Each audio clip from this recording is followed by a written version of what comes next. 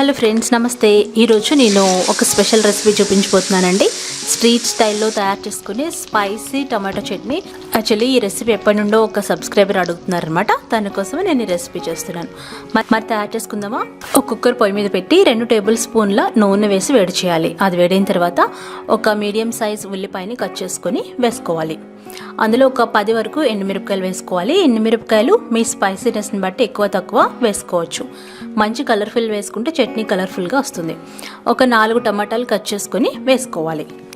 వీటిని ఒక్క 2 నిమిషాలు ఇలా వేయించుకోవాలి. మరి ఎక్కువసేపు అవసరం లేదు.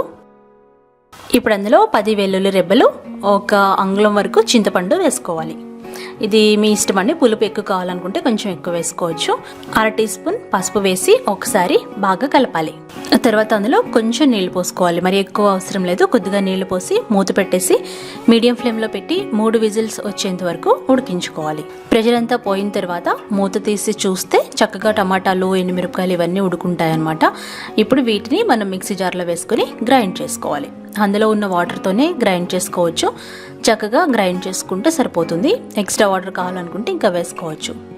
అందులో తగినంత ఉప్పు వేసుకొని మెత్తని చట్నీ లాగా గ్రైండ్ చేసుకోవాలి. అంతే, ఎంత రుచికరమైన spicy street style tomato chutney ready అయిపోతుంది. దీన్ని మనం ఒక గిన్నెలో తీసుకొని తాలింపు పెట్టుకుందాం. ఇప్పుడు మనం తాలింపు పెట్టుకుందాం. 1 టేబుల్ స్పూన్ నూనె కాచి అందులో తాలింపు గింజలు, ఆవాలు, మినపప్పు, జీలకర్ర, శనగపప్పు ఇవన్నీ వేసేయాలన్నమాట.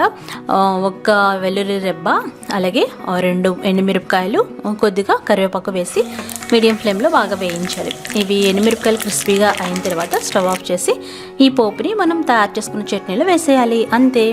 ఈ చట్నీ ఏ బ్రేక్ఫాస్ట్కైనా చాలా బాగుంటుంది. ఇడ్లీ, దోశ, పునుగులు, ఊతప్పం, గుంత పొంగనాలు, ఇంకా దేనికైనా సూపర్గా ఉంటుందండి.